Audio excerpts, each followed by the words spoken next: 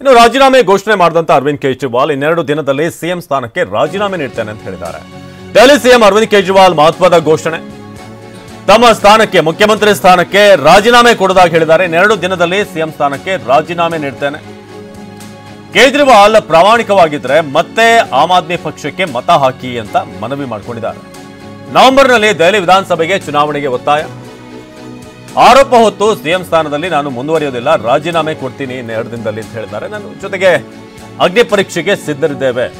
ಆರೋಪ ಹೊತ್ತು ಸಿಎಂ ಸ್ಥಾನದಲ್ಲಿ ನಾನು ಮುಂದುವರಿಯೋದಿಲ್ಲ, ಎರಡೇ ದಿನದಲ್ಲಿ ನಾನು ರಾಜೀನಾಮೆ ನೀಡ್ತೀನಿ ಅಂತ ಅರವಿಂದ್ ಕೇಜ್ರಿವಾಲ್ ಬಹಳ ಮಹತ್ವದ ಘೋಷಣೆಯನ್ನ ಮಾಡಿದ್ದಾರೆ. ನವೆಂಬರ್ನಲ್ಲಿ ದೆಹಲಿ ವಿಧಾನಸಭೆಗೆ ಚುನಾವಣೆ ಮಾಡಬೇಕು ಅಂತ ಒತ್ತಾಯ ಮಾಡಿದರು. ಸೊ ನನ್ನ ಭವಿಷ್ಯವನ್ನ ದೆಹಲಿಯ ಮಹಾಜನತೆ ನಿರ್ಧಾರ ಮಾಡ್ತಾರೆ ಅಂತ ಬಿಜೆಪಿಯ ವಿರುದ್ಧ ಗುಡುಗುತ್ತಾ ಕೇಜ್ರಿವಾಲ್ ರಾಜೀನಾಮೆ ಘೋಷಣೆ ಮಾಡಿದ್ದಾರೆ. ಸೊ ರಾಜೀನಾಮೆ ಘೋಷಣೆ ಮಾಡಿರುವಂಥದ್ದು ಈಗ ಸಾಕಷ್ಟು ಸಂಚಲನಕ್ಕೆ ಕಾರಣ ಆಗಿದೆ. ಇನ್ನೆರಡು ದಿನದಲ್ಲಿ ಸಿಎಂ ಸ್ಥಾನಕ್ಕೆ ರಾಜೀನಾಮೆ ಕೊಡೋದಾಗಿ ಹೇಳಿದ್ದಾರೆ.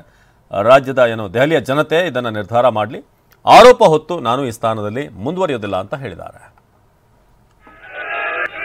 दोस्तों,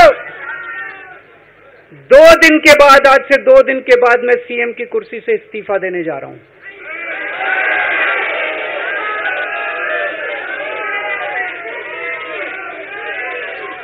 और मैं तब तक सीएम की कुर्सी पे नहीं बैठूंगा जब तक जनता अपना फैसला ना सुना दे. मैं जनता के बीच में जाऊंगा, गली गली में जाऊंगा, घर घर में जाऊंगा, और जब तक जनता अपना फैसला ना सुना दे कि केजरीवाल ईमानदार है, तब तक मैं सीएम की कुर्सी के ऊपर नहीं बैठूंगा. आज से कुछ महीने बाद चुनाव है, दिल्ली के चुनाव है. मैं जनता को निवेदन करना चाहता हूं, अपील करना चाहता हूं, अगर आपको लगता है केजरीवाल ईमानदार है, मेरे पक्ष में वोट दे देना. अगर आपको लगता है केजरीवाल गुनहगार है, मेरे को वोट मत देना. आप अगर मेरे को, अगर आपका एक एक वोट मेरी ईमानदारी का सर्टिफिकेट होगा. अगर आप मेरे को वोट देके जिताओगे और अगर आप कहोगे कि केजरीवाल ईमानदार है, तो चुनाव के बाद, उसके बाद जाके मैं सीएम की कुर्सी पे बैठूंगा. तब तक मैं सीएम की कुर्सी पे नहीं बैठूंगा. ನಮ್ಮ ದೆಹಲಿಯ ಪ್ರತಿನಿಧಿ ಹರೀಶ್ ಈ ಬಗ್ಗೆ ಹೆಚ್ಚಿನ ಮಾಹಿತಿಯನ್ನು ನೀಡ್ತಾರೆ. ಹರೀಶ್, ಇದೀಗ ಕೇಜ್ರಿವಾಲ್ ಅವರ ಘೋಷಣೆ 2 ದಿನದಲ್ಲಿ ರಾಜೀನಾಮೆ ಕೊಡ್ತೀನಿ ಮುಖ್ಯಮಂತ್ರಿ ಸ್ಥಾನಕ್ಕೆ ಅಂತ. ಸೊ ಈ ಸಂದರ್ಭದಲ್ಲಿ ಈ ಅನೌನ್ಸ್ಮೆಂಟ್ ಎಷ್ಟು ಮುಖ್ಯ ಆಗುತ್ತೆ, ಜೊತೆಗೆ ಪೊಲಿಟಿಕಲಿ ಕೂಡ ಮುಂಬರುವಂತಹ ಚುನಾವಣೆಗೆ ಎಷ್ಟು ಮಟ್ಟಿಗೆ ಇದು ಎಫೆಕ್ಟ್ ಆಗ್ಬೋದು, ಜನ ಕೈ ಹಿಡಿತಾರ ಮತ್ತೊಮ್ಮೆ ಹೇಗೆ ಅಂತ?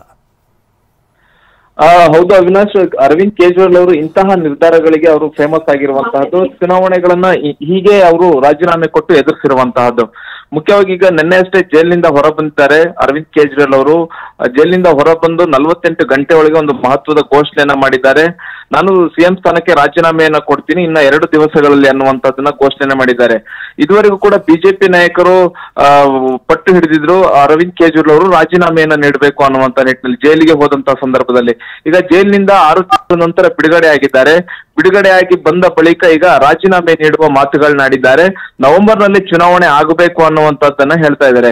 ಯಾಕಂದ್ರೆ ಸಾಮಾನ್ಯವಾಗಿ 2025 ಮೊದಲ 2-3 ತಿಂಗಳಲ್ಲಿ ದೆಹಲಿ ಚುನಾವಣೆ ಆಗ್ಬೇಕಾಗಿದೆ.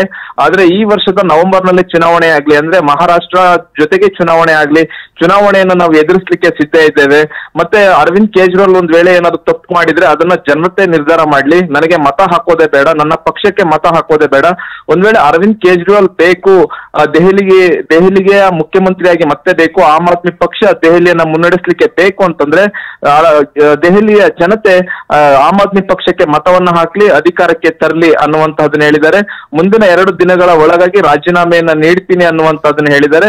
ಮತ್ತೆ ಅವರು ಹೇಳಿದಂತೆ ರಾಜೀನಾಮೆಯನ್ನು ಕೂಡ ನೀಡುವಂತಹ ಸಾಧ್ಯತೆ ಇದೆ, ಚುನಾವಣೆಗೆ ಹೋಗುವಂತಹ ಸಾಧ್ಯತೆ ಇದೆ. ನವೆಂಬರ್ನಲ್ಲಿ ದೆಹಲಿ ಚುನಾವಣೆಯನ್ನ ನೋಡಬಹುದಾದ ಸಾಧ್ಯತೆ ಇದೆ. ಅವಿನಾಶ್, ಧನ್ಯವಾದ ಹರೀಶ್.